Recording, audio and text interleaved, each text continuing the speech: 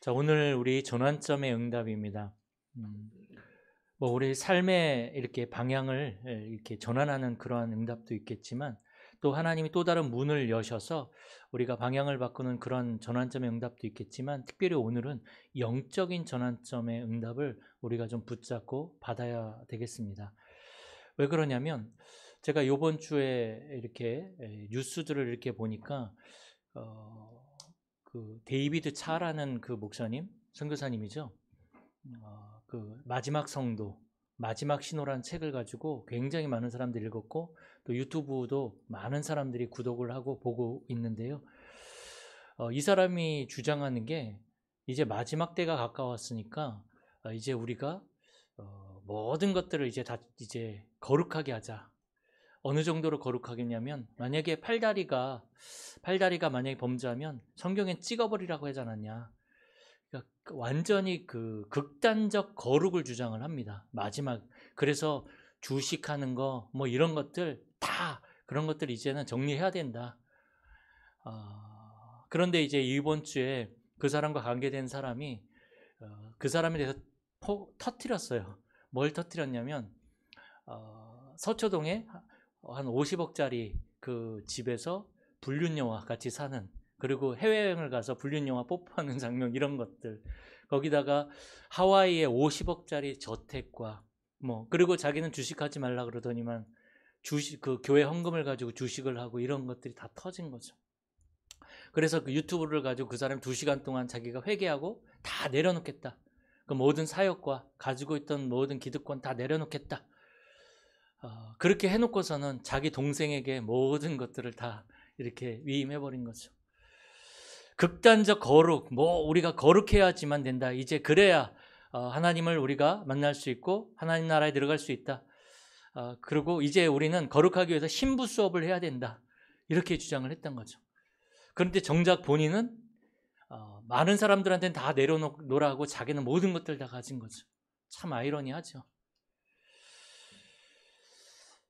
그리고 이제 보니까 막 요새 뜨고 있는 그 힐송교회 같은 경우, 이거 보니까 지금 우리가 경배와 찬양하는 모든 찬양들의 그 시작이 거기서 나온 거거든요.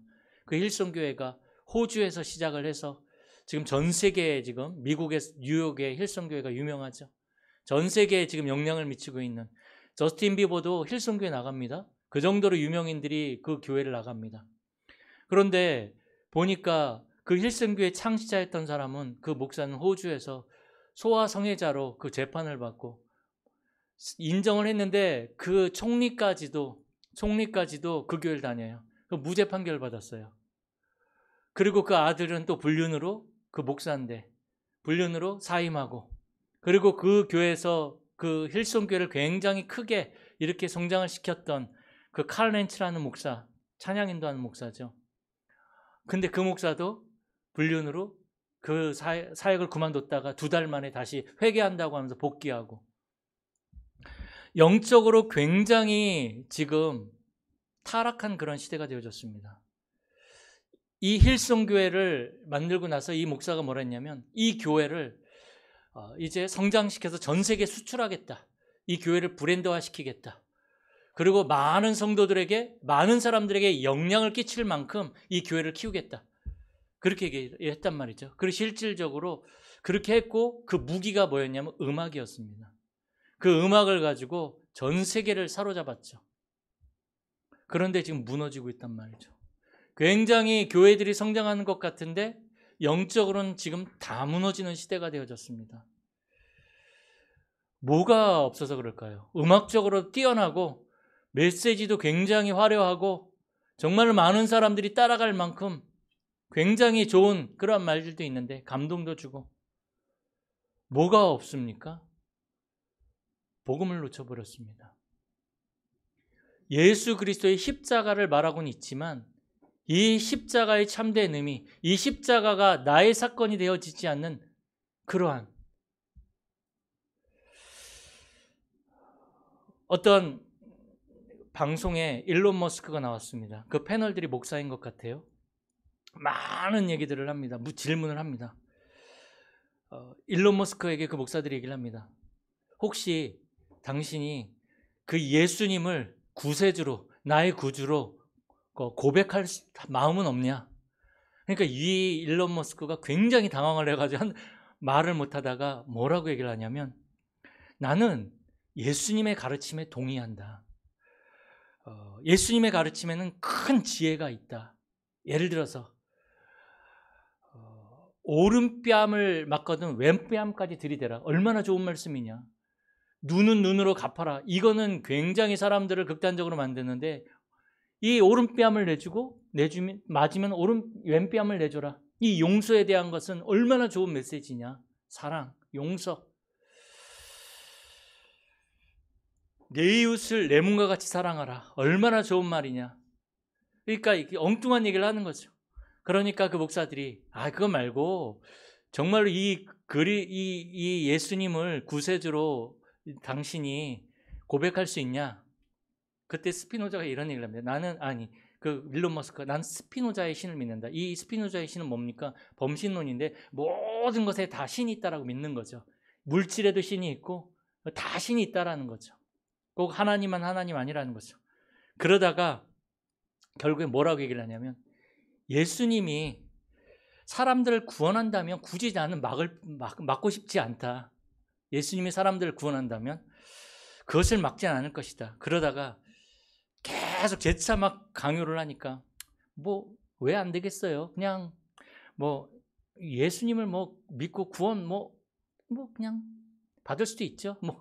해주니까 사람들이 할렐루야 하면서 막 고백했다고 막 좋아하더라고요. 그게 구원받은 걸까요? 그게 진짜 복음을 이해하고 제대로 믿는 걸까요? 지금 교회들이 지금 다 그렇게 되어져 버렸단 말이죠.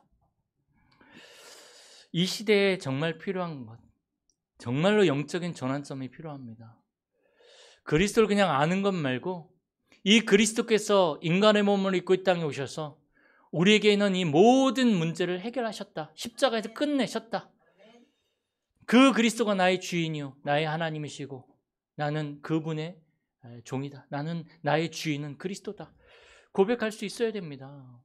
지금 그 교회들이 뭐를 말하고 있냐면 인간의 의를 말하고 있습니다. 인간의 의로 구원을 받을 수 있다라는 거죠. 교회를 통해서 구원을 받을 수 있다라는 거죠. 그래서 힐송교회 같은 경우는 동성애 이런 것들은 하나님이 심판할 일이고 교회에 오라는 거예요. 들어오라는 거예요. 심판은 하나님이 하실 일이고 그건 상관없다. 들어와라, 교회 안에. 여기서 너희들이 집이니까 여기서 너희들이 힘을 얻고 여기서 너희들이 답을 얻어라. 근데 실질적으로 거기서 복음을 얘기를 하지 않거든요. 이 시대가 다 있는 것 같지만 그리스도가 희미해지고 그리스도가 변질되어지고 그리스도를 놓쳐버렸습니다. 그러니 이 시대에 영적 문제를 해결할 수가 없습니다. 인간의 의를 가지고는 영적 문제 절대로 해결할 수 없거든요. 왜 그러냐면요, 서울대에 들어가는 그 기준이 100점이라고 생각을 해보십시오. 100점을 맞아야 서울대를 들어가요. 그게 기준이에요. 그러면 우리 유소영 집사님이 안타깝게도 90점을 맞았어요. 그럼 서울대 못 들어가요. 그게 기준이니까. 그게 인간의 의란 말이죠. 인간의 의로는 100점을 갈 수가 없어요. 90점을 맞든 빵점을 맞든 못 들어가는 건 똑같은 거예요. 그게 인간의 의란 말이죠. 100점 맞아야 구원을 받을 수 있는데 그거는 하나님의 의로만 가능합니다. 하나님의 의. 근데 그 하나님의 의가 어디에 나타났냐면 바로 예수 그리스도의 십자가를 통해서 그 하나님의 의가 완성이 된다 그랬거든요. 그래서 우리가 조금 모자라고 우리가 조금 부족하고 할지라도 예수 그리스도를 믿는 순간에 하나님의 의를 이루는 것이 되는 것입니다. 그래서 우리가 구원받는 것이고, 그래서 우리가 그리스도로 말미암아 영적 문제를 해결받을 수 있는 거고 하나님 자녀의 축복을 누리며 살아갈 수 있는 건데, 지금 많은 사람들은 하나님의 의인 그리스도를 내려놓고 인간의 의를 가지고 구원을 받으려고, 인간의 의를 가지고 살아가려고 합니다. 그리고 굉장히 멋져 보이거든요. 그게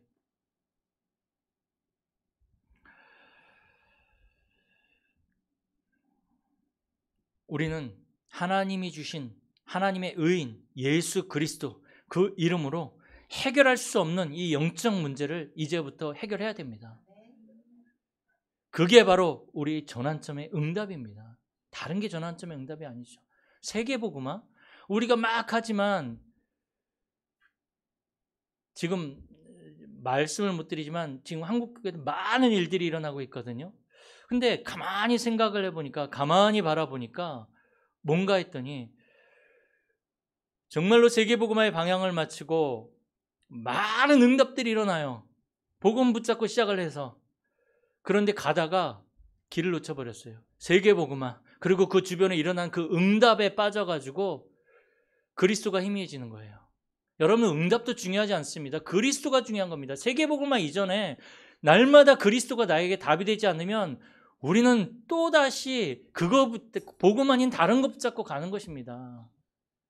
제가 극단적으로 얘기를 하면 세계복음화도 잘못하면 우상될 수 있어요. 그리스도 놓쳐버리면. 오직 그리스도로만 해결할 수 없는 영적 문제가 해결되어지는데 어떤 문제입니까? 처음부터 있었던 문제죠. 창세전 문제. 흑암, 혼돈, 공허. 흑암 뭡니까? 하나님과 분열돼 가지고 영적인 세계가 안 보입니다. 하나님과 분열된 흑암. 어디서 나오는 겁니까? 사단 권세에서 나오는 겁니다. 하나님과 우리를 분열시킨다니까요. 혼돈은 뭡니까? 혼돈은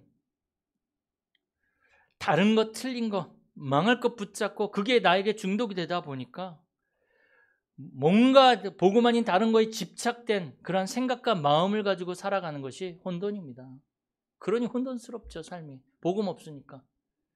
공허는 뭡니까? 복음 없으니까 딴짓하는 삶을 살아갑니다. 그게 공허입니다. 그게 재앙 상태거든요. 그 공허의 상태가. 이게 사실은 영세전 문제입니다. 이 문제를 어떻게 인간의 의로 해결할 수 있겠습니까? 이 문제를, 영적 문제인데. 그리고 근본 운명과 그 근본 운명, 창세기 3장에다 시작되어졌던 근본 운명이 있거든요. 하나님 떠난 그 문제, 사단의 문제, 죄의 문제, 이게 가문의 문제로, 가문의 운명으로 왔단 말이죠. 그리고 그 속에서 태어나서 이제 내가 살아가면서 만들어진 이 습관적인 운명, 이거 어떻게 해결합니까? 절대로 해결하지 못합니다. 이것 때문에 계속 어려움들이 오거든요. 이게 사단의 통로가 되어져서 우리를 무너뜨리거든요. 이거 어떻게 해결할 수 있겠습니까? 영적 문제인데. 흑암, 보이지 않는 영적인 세계가 보이지 않는데 어떻게 영적 문제를 해결할 수 있겠냐는 거죠. 그리고 이 속에서 문제와 위기와 갈등이 계속 찾아오는데 교회를 다녀도 찾아오거든요. 그런데 이게요, 영적인 세계를 보지 못하고 알지 못하면요, 나에게 찾아오는 이 문제와 갈등과 위기가 창세기 3장과 만나는 순간에 불신앙이 시작되어져 버립니다. 불신앙이 뭡니까? 하나님 앞에 서지 못하도록 만들어버려요. 내 삶이, 내 생각이, 나의 모든 것들이 하나님 앞에 서지 못하게 만들어버립니다. 그게 창세기 3장 8절이죠. 하나님을 피해서 숨어버리죠. 불신앙은 절대로 우리를 하나님 앞에 세우지 않습니다. 그래서 결국은 뭡니까? 우리를 멸망의 길을 가게 만들어버립니다. 멸망의 길이 뭡니까? 12가지 그 문제에서 나온 내 생각, 내 판단, 내 경험, 내 주장, 내 입장, 내 계획,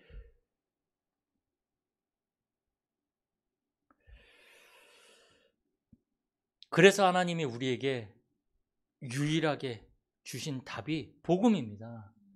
그런데 이 복음은요, 그냥 그리스도 십자가, 여기서부터 복음이 아니라요, 창세기 3장 문제를 발견하는 그게 복음입니다. 이거 없이 그리스도가 어떻게 나에게 답이 된다는 사실을 볼 수 있습니까? 저와 여러분들이 살아가면서 나에게 있는 이 창세기 3장의 문제가 보여야 됩니다. 우리 가정 가문 현장에 창세기 3장의 문제가 발견되어지는 것이 복음의 시작입니다. 그래야 그리스도가 답이 되어지는 거죠. 그래서 이 그리스도로 말미암아 우리는 모든 영적 문제를 우리는 해결받을 수 있는 것입니다. 하나님이 우리에게 주신 답, 흑암, 혼돈, 공허 속에 하나님은 창세기 1장 3절에 빛을 비춰주셨거든요. 이 빛이 그리스도입니다. 창세기 3장 하나님 떠난 우리에게 창세기 3장 15절에 여자의 후손, 이 그리스도에 대한 완전한 답을 주셨고, 네피림 시대가 되어져서 모든 것들이 완전히 하나님 없이 사단에게 사로잡힌 그 시대에 우리에게 주신 답, 창세기 6장 14절 방주 대신 그리스도 답을 우리에게 주신 것입니다. 그리고 하나님을 떠나서 내가 하나님 될 수 있다라면 날마다 바벨탑을 쌓고 있는 그러한 인생들에게 하나님이 주신 답은 떠나라는 거죠. 내가 내게 지시할 땅으로 가라는 거죠. 너로 말미암아 천하 만민이 복을 얻게 할 것이라는 거죠. 그러면서 창세기 13장 18절에 보면 단을 쌓습니다. 아브라함이. 그게 우리에게 주신 답입니다. 오늘 읽은 본문에 출애굽기 3장 18절 피제사 그리스도, 피제사 대신 그리스도가 하나님이 우리에게 주신 유일한 답입니다. 구약에도 계속적으로 하나님은 그리스도로 모든 문제를 해결받게 하셨습니다. 그거 붙잡고 승리하게 하셨습니다. 그러면 우리도 그리스도 붙잡고 끝내야죠. 우리 개인의 이 현실 문제 어떻게 해결합니까? 우리 개인의 현실 문제가 뭡니까? 불신자 6가지 상태 아닙니까? 하나님 떠나서 마귀의 자녀로 정신 문제, 육신 문제, 삶의 문제, 자녀 문제, 미래 문제, 이게 개인의 현실 문제거든요. 그래서 이사야 7장 14절에 하나님이 우리와 함께 하시겠다고 그 답을 주셨습니다. 임마누엘의 답을 우리에게 주신 것입니다. 우리와 임마누엘 하기 위해 오신 분이 바로 예수 그리스도입니다. 이게 하나님이 주신 답입니다. 그래서 이사야 60장에 보면 일어나라 빛을 발하라. 왜 그렇습니까? 어두움이 캄캄함이 만민을 가리웠는데 여호와의 영광의 빛이 비친다 그랬거든요. 영광의 빛이 뭡니까? 이 하나님의 영광이 어디에서 나타났습니까? 예수 그리스도의 십자가에서 하나님의 영광이 나타난 것입니다.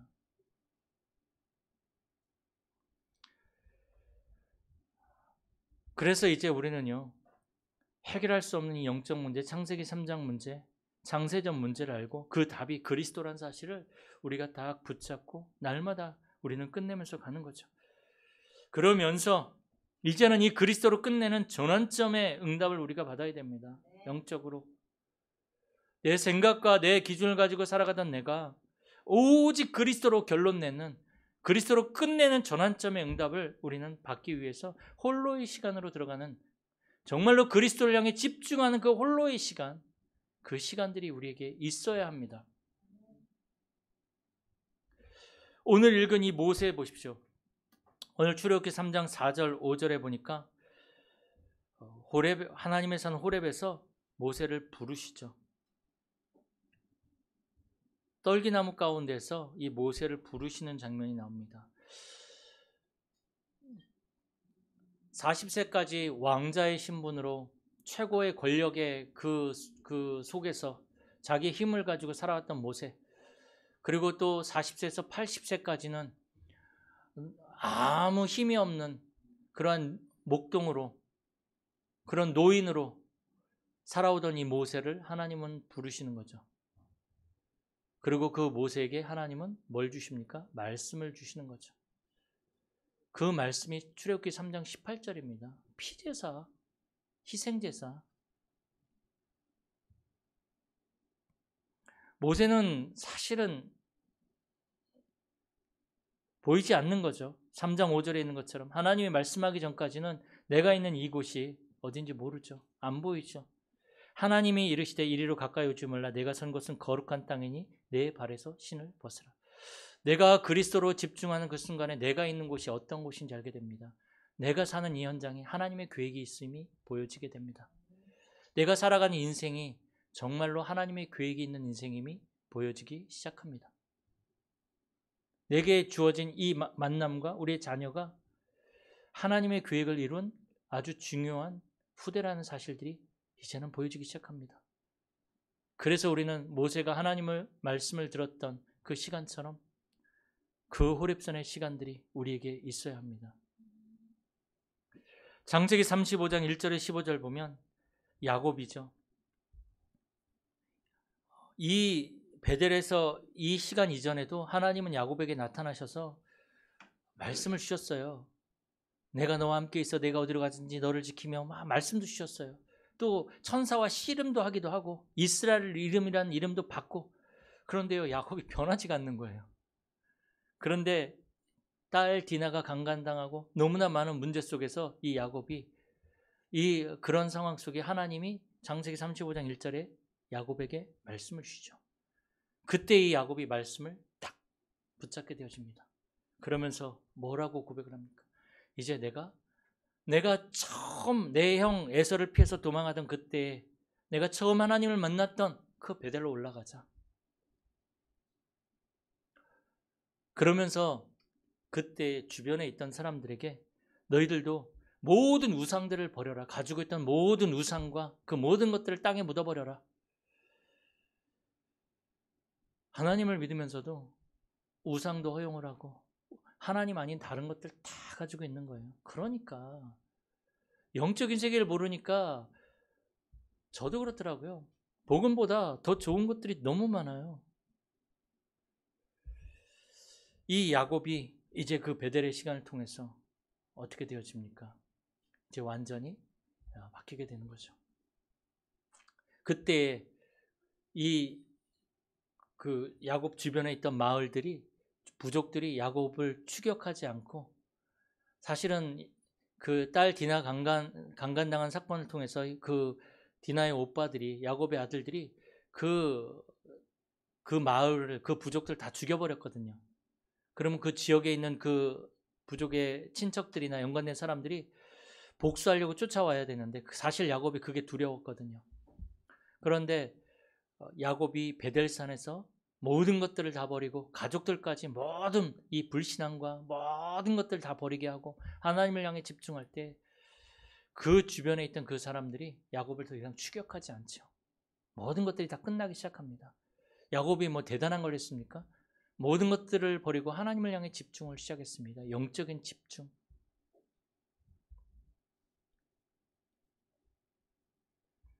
엘리야 보십시오. 엘리야가 바알과 아세라라는 그 우상의 선지자 850명과 갈멜산에서 이제 전투를 벌이게 되죠. 영적 싸움을 하게 됩니다. 하늘에서 불이 내려서 어디에 하나님의 불이 내리는지 보자. 그러면 그 불이 내리는 그 사람이 참된 하나님의 선지자가 아니겠냐. 근데 바알과 아세라 선지자들이 막 자기들의 신을 부르고 막 자기 몸을 이 자해를 합니다. 막 피를 내고 막 하는데도 안 내리는 거죠. 근데 이 엘리야가 기도할 때 하늘에서 불이 내서 모든 것들 다 태워버리죠. 그리고 850명의 바알과 아세라 선지자를 다 죽여버리죠. 그런데 그 이세벨 여왕이 이 엘리야를 죽이겠다고 군대를 동원했을 때 엘리야는 도망을 하게 되어집니다. 완전히 힘이 빠져버린 거죠. 아니 이 정도 능력을 나타냈으면 뭔가 변화가 있어야 되는데 이 정도 신앙생활하고 이 정도 기도하고 예배드렸으면 뭔가 응답이 와야 되는데 큰 응답을 받은 것 같은데 나는 힘 빠진단 말이죠. 아니 큰 불이 내려서 바알과 아세라 850명 선지자를 이기고 그들을 죽였으면 어마어마한 응답이잖아요. 정말로 큰 기적이잖아요. 그런데 힘이 빠져버리는 거죠.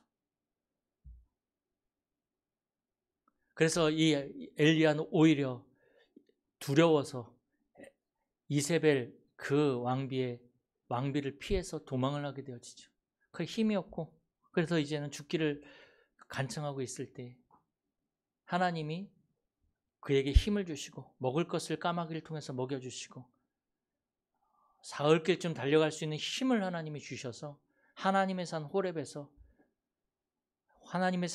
이르게 하는데 거기에 막 천둥이 치고 지진이 나고 하는데 거기에 하나님이 안 계시더란 말이죠. 우리는 큰 응답을 받아야 큰 기적이 일어나야 뭔가 하나님이 하신 것 같고 하나님의 응답이라고 생각을 합니다. 뭔가를 내가 받아야지만 어떠한 일이 일어나야지만 하나님의 응답이라고 생각을 합니다. 지금 모든 교회들이 지금 그거 하고 있거든요. 그런데 거기에도 하나님이 계시지 않는다라고 기록하고 있습니다. 그런데 세미한 가운데 하나님의 음성이 들리기 시작합니다. 그 음성에는 내가 생각하지도 못했던, 내가 깨닫지도 못하고 알지도 못했던 하나님의 계획을 하나님이 알게 하십니다. 내 인생의 방향과 미래를 어떻게 가야 할지 하나님이 세미한 가운데 말씀을 통해서 깨닫게 하십니다.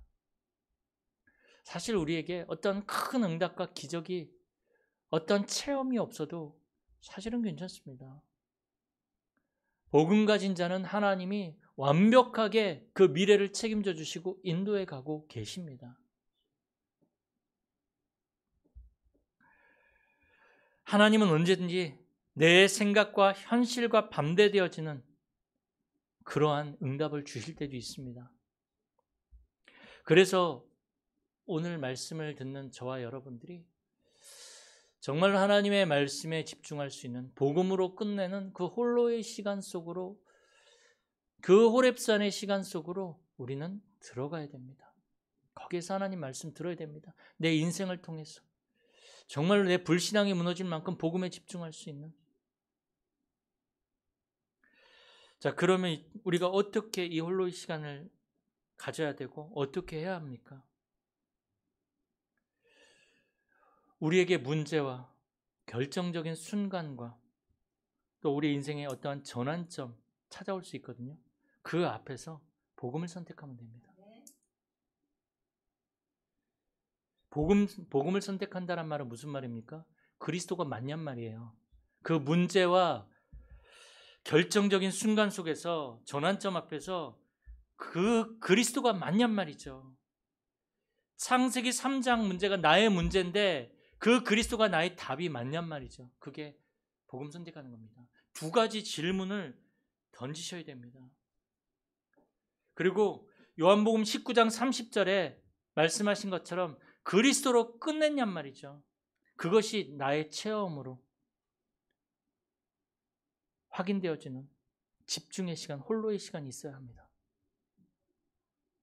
그리고 이제 우리는 그렇게 하면서 그리스도의 망대를 세워야 합니다. 그리스도의 망대를 세우기 위해서 어떻게 해야 합니까? 두 가지 질문을 우리는 이제 날마다 나에게 던져야 됩니다. 나에게. 뭡니까? 네가 어디 있느냐는 거죠. 창세기 3장 9절 보면 아담아 네가 어디에 있느냐? 지금 여러분들이 어떠한 상태에 있습니까? 지금 내가 어떠한 지금 상태에 있는지 날마다 질문을 던지면 확인해 보셔야 됩니다. 그게 묵상입니다. 다른 게 묵상이 아니고 내가 지금 어디에 있는가? 내 상태가 지금 어떤가? 불신앙에 있는가? 아니면 내가 지금 복음을 선택하고 있는가? 두 번째 질문. 너는 나를 누구라 하느냐? 마태복음 16장 15절에 여러분들 그리스도를 누구라고 생각하세요? 사람들의 고백처럼 어떠한 기적을 나타내는 엘리야 같은 그리스도로 생각하시나요? 사도 요한, 세례 요한처럼 어떠한 사회 개혁과 정말 정의를 부르짖는 그 그리스도로 생각하시나요? 그리스도를 나의 입맛에 맞는 그리스도로 생각하시면 안 됩니다. 이번 주에 어떤 목사님하고 대화를 하는데 그분이 그런 얘기를 하시더라고요. 교회에서 이제는 목사가 설교를 함부로 할 수 없는 시대가 됐다. 왜 그러냐? 이분이 하시고자 하는 말은 그거예요. 그러니까 이분이 약간 정치 그런 것 같아요. 지금 이 부분에 대해서 잘못됐다라고 강단에서 얘기할 수가 없다라는 거죠. 성도들한테. 그거에 대해서. 저는 근데 그 얘기를 들으면서 굳이 뭐 강단에서 정치 얘기를 할 필요가 있을까? 저희는 정말로 예수가 그리스도고 그냥 그리스도를 그리스도로 딱 믿으면 됩니다. 그러면서 이제 우리는 언약 중심으로 가야 합니다. 언약 중심. 사실은요, 언약하고 현실하고는 안 맞아요. 현실은 언약 반대편에 있어요. 맞잖아요. 그런데 문제는 뭐냐면 하나님은 모든 것을 언약 중심으로 움직이신단 말이죠. 그런데 언약은 이 현실하고 안 맞는 거죠. 그래서요, 우리는 이 언약이 이 현실과 안 맞아도 하나님은 모든 것을 언약 중심으로 움직이시기 때문에 그냥 믿고 붙잡으시면 됩니다. 그리고 기다리시면 됩니다. 키핑하는 거죠. 내 안에. 계속 지속해서 담고 있는 것입니다.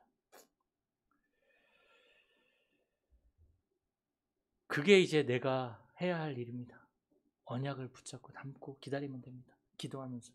그러면 지나고 나면 언약과 반대되어졌다고 생각했던 내 현실이 언약에 맞추어져 있습니다. 한마디로 말해서 언약이 성취되어지는 거죠. 내 현실이 언약에 맞춰져야죠. 언약이 내 현실에 맞춰지면 되겠습니까? 여러분, 이게 언약을 이게 반대에 있으니까 막 딜레마예요. 이게 뭔가가 아닌 것 같은. 근데요, 기다리셔야 됩니다. 언약 붙잡고. 하나님은 언약을 이루어 가시기 때문에. 그러면서 오늘 우리가 발견할 것이 있습니다. 날마다 우리가 발견할 것 뭡니까? 오직입니다. 오직은 뭡니까? 안 하면 안 되는 게 오직입니다. 그거 발견하셔야 됩니다. 내가 오늘 안 하면 안 되는 거, 그 오직을 발견하셔야 됩니다. 그리고 유일성의 응답을 받아야 됩니다. 유일성은 뭡니까? 꼭 받아야 될 응답이 있습니다. 오늘 그게 유일성의 응답입니다. 그거 받아야 됩니다. 그리고 재창조. 오늘 내가 살려야 할 것 있거든요. 그게 재창조입니다. 내가 있는 현장, 살려야 될 현장입니다. 그게 재창조입니다. 우리의 후대, 오늘 만나는 모든 사람들, 재창조 응답을 받는다는 것은 그거 살려내는 것입니다. 오직 안 하면 안 되는 거, 유일성의 응답, 꼭 받아야 될 응답, 오늘 재창조, 살려내는 거, 현장이든 사람이든 일이든 이걸 오늘 우리는 발견해야 됩니다. 그래서 우리는 전환점의 응답을 날마다 어떻게 보면 받아가는 것입니다. 많은 응답을 받아야 되겠지만 우리가 살아가면서 내 삶이요, 이 현실하고 안 맞기 때문에 흘러가는데 원하지 않았던 그런 삶이 될 수도 있거든요. 그런데 점점 이 현실이 언약에 맞추어져 가고 있음을 우리는 보게 될 것입니다. 이번 한 주간도 오직 그리스도, 이걸로, 이 이름으로 끝내셔야 됩니다. 복음으로 완전히 답내야 됩니다. 안 그러면 점점 이 영적으로 어려워지고 영적으로 모든 것들이 무너지는 이 시대에 우리가 영향을 받게 되어집니다. 그래서 이번 한 주간도 복음으로 영적 전환점의 응답을 받고 누리는 우리 모든 성도님들이 되어지길 축복합니다. 살아계신 하나님 감사드립니다. 그리스도께서 우리의 모든 문제를 끝내셨고 우리가 그리스도로 끝내면서 이제 우리의 인생이 하나님이 가장 원하시는 그 자리에 있게 하여 주옵소서. 주 예수 그리스도의 이름으로 기도드립니다.